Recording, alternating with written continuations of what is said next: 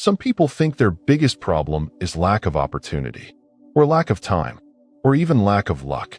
But for most, the real problem is this: they are killing their own potential, one habit at a time. And it's brutal, because you don't notice it until years have passed, and the gap between who you are and who you could have been is too wide to cross. Potential doesn't die in one moment. It dies slowly. It dies when you repeat patterns that keep you small, when you cling to habits that drain your drive, dull your focus, and make you forget what you're capable of. And the worst part? Most of these habits feel harmless in the moment. That's why they survive for so long. If you've ever looked at your life and felt the quiet frustration of knowing you're capable of more, but can't seem to get there, this is why. It's not that you don't have what it takes. It's that you've been carrying habits that make sure you never use it. Today, we're going to rip the cover off those habits. No soft language. No sugarcoating. You're going to see them for what they are, and once you do, you won't be able to unsee them. And that's a good thing. Because when you finally recognize the habits that are destroying your potential, you can start removing them before they take more from you. And if you stay until the end, I'll show you the one brutal habit that hides behind all the others. The one that quietly feeds them and guarantees your potential stays locked away unless you cut it out for good. Let's begin. Your potential is too valuable to keep wasting it like this.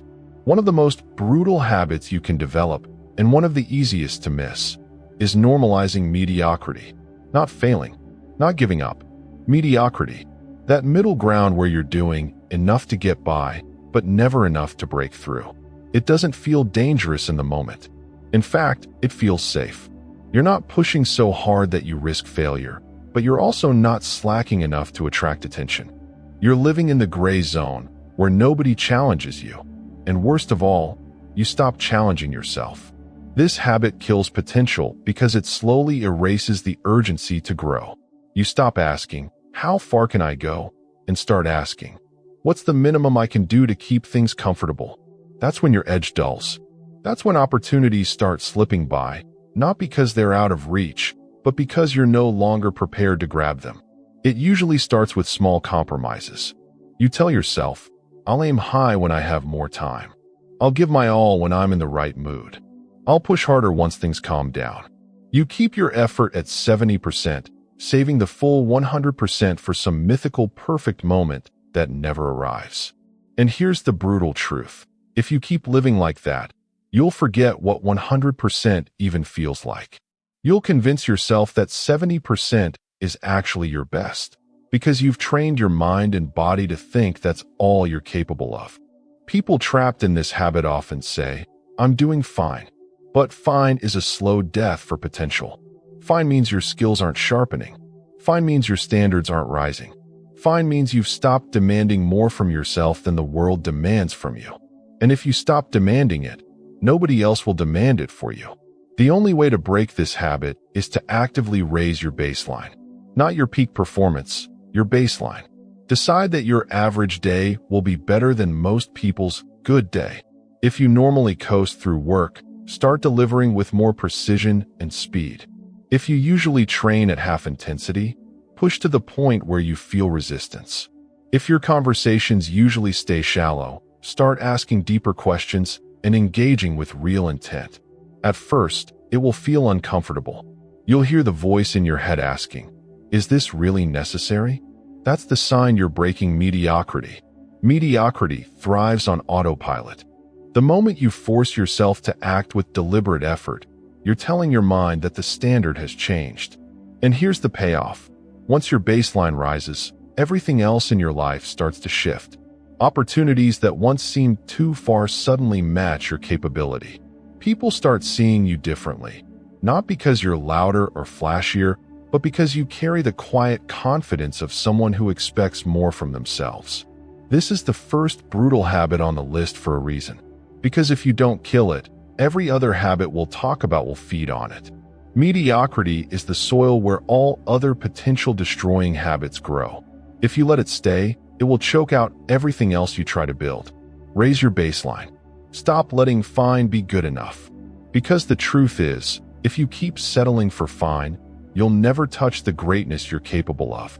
And once you start demanding more from yourself, you'll be ready to face the next brutal habit, one that hides in plain sight and convinces you that you're moving forward when, in reality, you're stuck in place. One of the most deceptive habits that destroys potential is mistaking movement for progress. It feels productive. It feels busy. It even looks impressive to other people. But the truth is, you can be in constant motion and not be moving forward at all. We live in a culture that worships busyness. People wear it like a badge of honor. I'm swamped. I'm juggling a million things. I don't have a free second. But if you strip away the noise, many of those tasks aren't actually taking them anywhere. They're running in circles. They're crossing things off a list that doesn't matter. They're filling the day, not building the future. This habit is brutal because it rewards you with a false sense of accomplishment. You end the day exhausted, convinced you've done enough to justify your goals. But when you look closer, most of that energy went into activities that don't meaningfully move the needle. The projects that really matter, the ones that could transform your life, keep getting pushed to tomorrow. It's like running on a treadmill. You're sweating, your heart is pounding, but you're still in the same place. The scenery hasn't changed. And if you keep doing that long enough, you start to confuse the feeling of effort with actual results. The danger here is that the more you feed this habit, the more you avoid the real work. Because the real work is uncomfortable. It's uncertain. It requires focus, courage, and discipline. So instead, you bury yourself in comfortable work, the kind that looks busy but carries no risk. You answer every email instantly. You reorganize your workspace for the third time this week. You attend every meeting, even the ones where you have nothing to contribute. Breaking this habit starts with brutal honesty. Ask yourself, if I keep doing exactly what I'm doing right now, will it actually get me where I want to go? If the answer isn't a clear yes, you're in motion, not in progress. One practical shift is to identify your needle movers every day. These are the tasks that directly impact your biggest goals. Not indirectly, not someday, directly.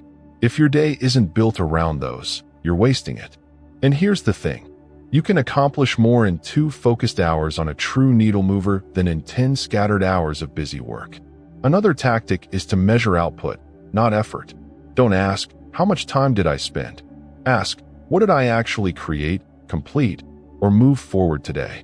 The point isn't to glorify constant grinding. It's to make sure your energy is invested in the things that matter most. And you have to be ruthless about cutting what doesn't serve you. That might mean saying no to meetings, delegating tasks that aren't worth your focus, or walking away from projects that sounded good once, but no longer align with your priorities. The more you clear out the noise, the more you can hear the signal, the work that truly matters. When you stop confusing movement with progress, you start to experience a shift. Your days feel lighter, but your results grow faster. You're no longer chasing the high of busyness. You're chasing the satisfaction of real momentum. And here's the warning. If you don't break this habit, it will rob you twice. First, it will steal your time. Then, it will steal your belief in yourself. Because after years of being busy with nothing to show for it, you start to think maybe you're not capable of more. But the truth is, you were capable all along. You just gave your best energy to the wrong things. Once you strip away this illusion, you can face the next brutal habit, one that quietly rewires your identity to accept less and less from yourself, until the gap between your dreams and your reality feels impossible to cross. One of the most brutal ways you destroy your potential is by lowering the image you hold of yourself. This doesn't happen overnight. You don't wake up one day and decide, I'm going to expect less from myself now. It happens slowly, almost invisibly, through repeated compromise. Every time you break a promise to yourself and shrug it off, you send your mind a message, I can't count on me. Every time you lower your effort and call it good enough, you teach yourself that your word isn't binding.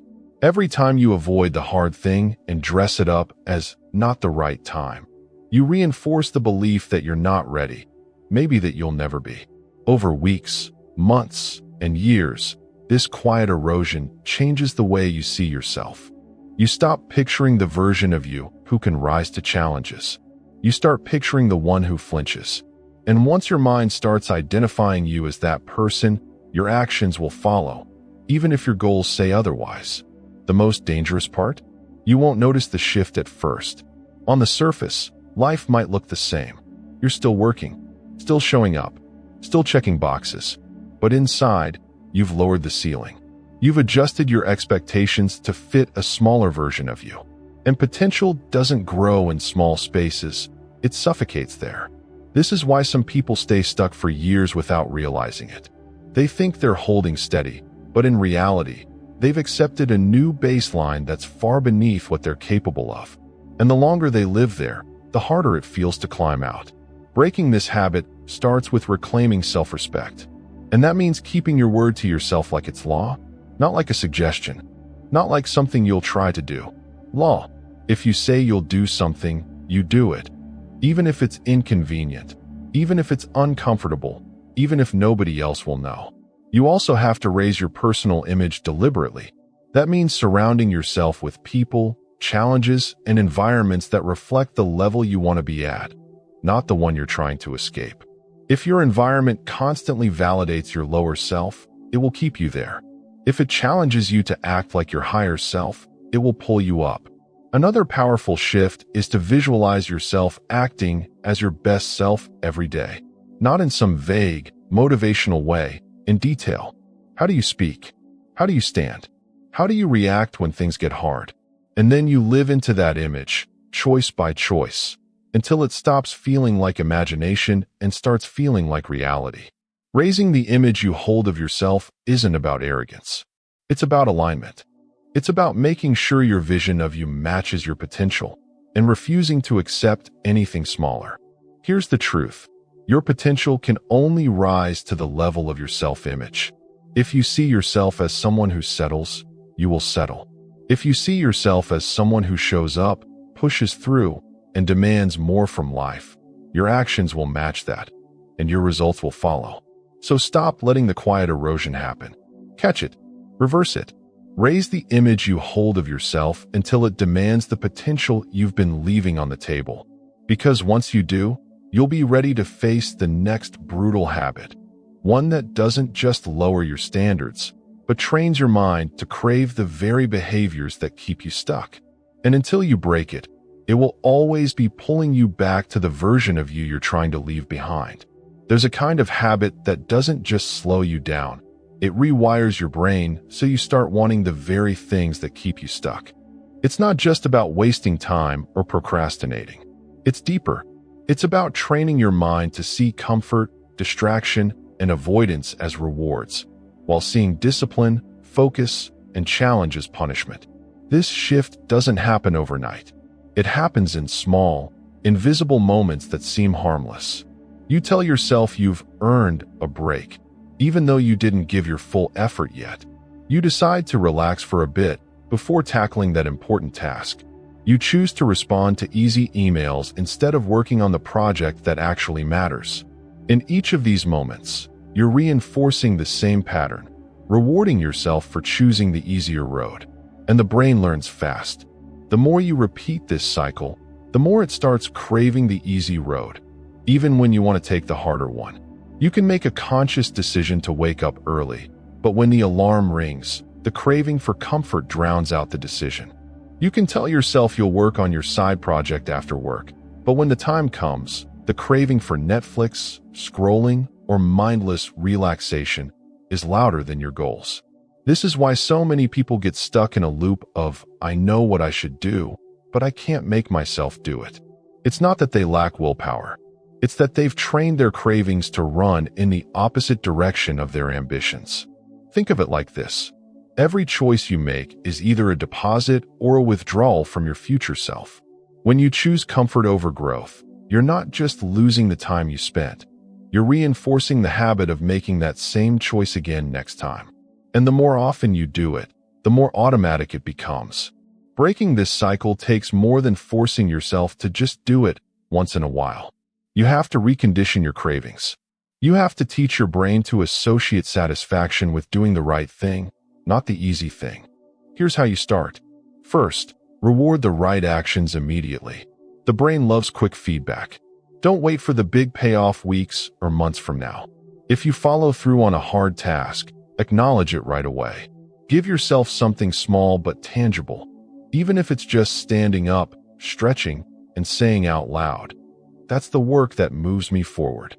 Second, make the wrong actions harder to access. If your go-to escape is your phone, put it in another room when you need to focus. If it's streaming, log out so there's an extra step before you can watch. That extra step gives you a moment to interrupt the automatic craving. Third, replace, don't just remove. If you cut out the wrong habit without replacing it, you create a vacuum that your brain will rush to fill, usually with something just as bad. Swap the 30 minutes of scrolling with 30 minutes of reading something that fuels your growth. Swap mindless snacking with a quick workout. The goal here isn't to become a machine that never rests or enjoys anything. The goal is to flip the default. You want your mind to crave alignment with your goals more than it craves the easy way out. And that only happens through repetition. At first, the cravings for the wrong things will still show up strong. But the more you feed the right cravings and starve the wrong ones, the balance shifts. Slowly, you'll notice the old escapes losing their appeal. You'll feel restless if you go too long without doing something that matters. And that's when you know the rewiring is working. One of the biggest breakthroughs people have is realizing they can change what they crave. That sense of "I'll always be this way" isn't true. It's just the voice of old conditioning.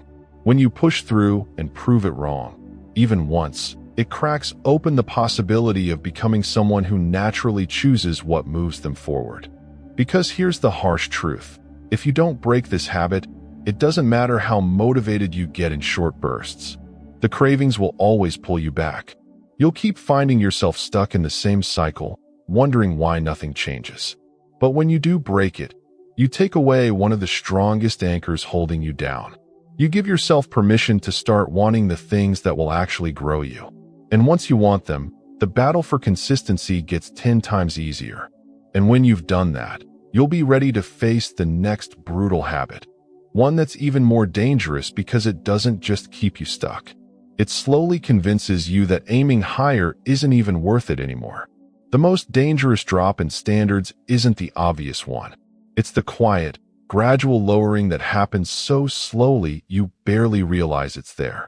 One compromise leads to another, one small exception becomes routine, and before long you're operating at a level far below what you once demanded of yourself.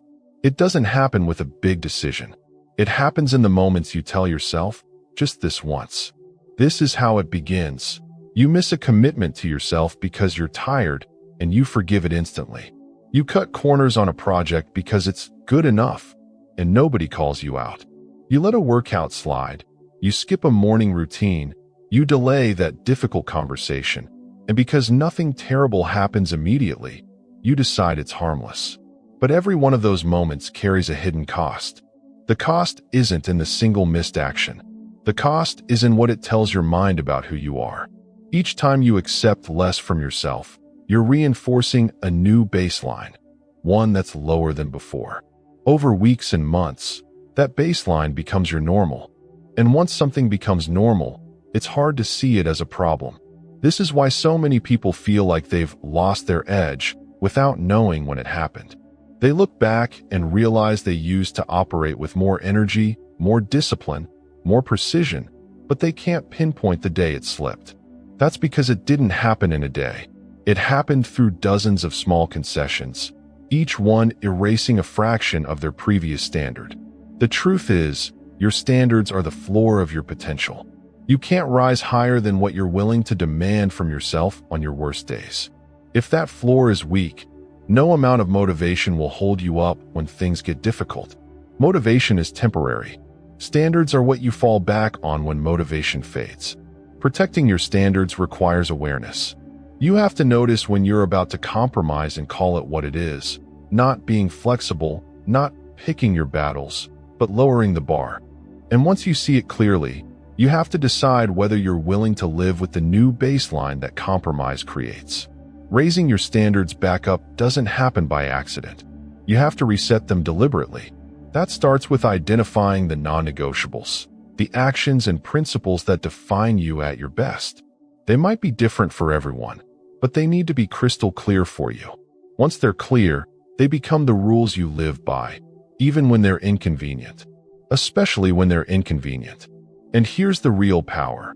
When you hold to those rules, even under pressure, you build self-trust. You start to believe yourself again when you say, I will. And that belief is priceless. It's the foundation of confidence, discipline, and resilience. Without it, your potential will always be fragile. Of course, there will be moments when you're tempted to make the exception. When you're tired, when you're frustrated, when the payoff feels far away. That's when you have to remember the long game. Every time you hold the line, you make it easier to hold it next time. Every time you let it slide, you make it easier to slide further. High standards don't mean perfection. They mean consistency. They mean showing up for yourself with integrity, regardless of whether anyone else will ever know. They mean refusing to let today's feelings decide tomorrow's reality. And here's the paradox. Living by higher standards doesn't make life harder in the long run. It actually makes it easier. Because you no longer waste energy debating with yourself about what to do. The decision was made long ago when you set the standard. You just follow it. That clarity removes the mental friction that drains so many people before they even start. If you've let your standards slip, the good news is you can raise them again. But it won't happen by inspiration alone. It happens by action. Start small if you need to, but start now. Pick one area of your life where you've been settling and raise the bar. Then keep it there until it feels natural again. Once it does, raise another. The danger of letting your standards slip is that it doesn't just hold you back in the moment. It shapes the person you're becoming. Every compromise is a vote for a future version of you that accepts less. Every time you hold the line is a vote for the version of you that fulfills their potential. And when you truly understand that, you stop seeing high standards as a burden and start seeing them as a gift you give to your future self. Because once your standards are strong, you become a different kind of person, one who can face the next brutal habit without fear.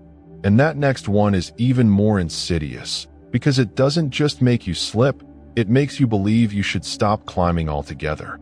Few habits are more damaging to your potential than the quiet decision to aim lower than you're capable of. It sounds almost reasonable when it happens. You tell yourself you're being realistic. You say you're choosing balance. You convince yourself that your goals were too ambitious anyway. But beneath all those justifications is a truth most people avoid.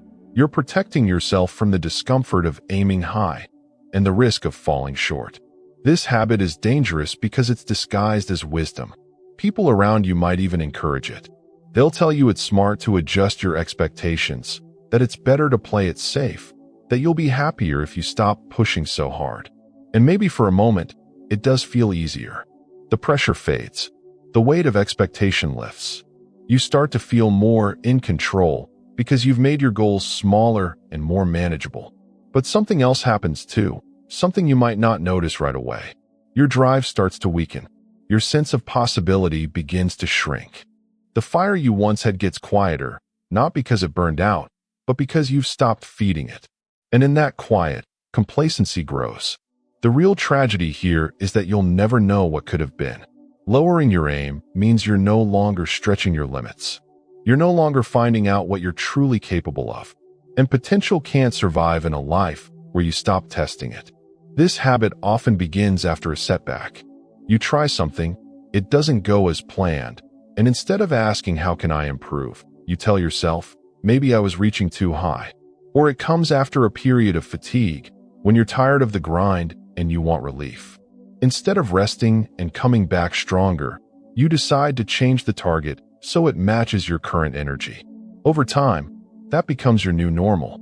The mind is clever when it wants to protect you from discomfort.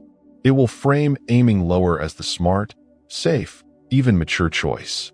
It will point to other people who seem happy doing less and say, see, you don't have to push so hard. But what it won't show you is the cost, the opportunities you'll never see because you've stopped looking for them, the skills you'll never sharpen because you've stopped needing them, the version of yourself you'll never meet because you've stopped chasing them. The way to break this habit is to reconnect with the truth about what you want. Strip away the excuses and ask yourself, if I wasn't afraid of failing, if I wasn't worried about what anyone thought, what would I be going after? The answer to that question will tell you whether you've been aiming too low. Then, start leaning back into the stretch. You don't have to go from coasting to sprinting overnight. But you do have to take on goals that make you slightly uncomfortable, the ones that require you to grow into them. Because that discomfort isn't a warning sign. It's proof you're aiming at something worth your time. You'll also need to guard against the people and environments that normalize small thinking. Surround yourself with those who challenge you to aim higher, not those who comfort you into settling.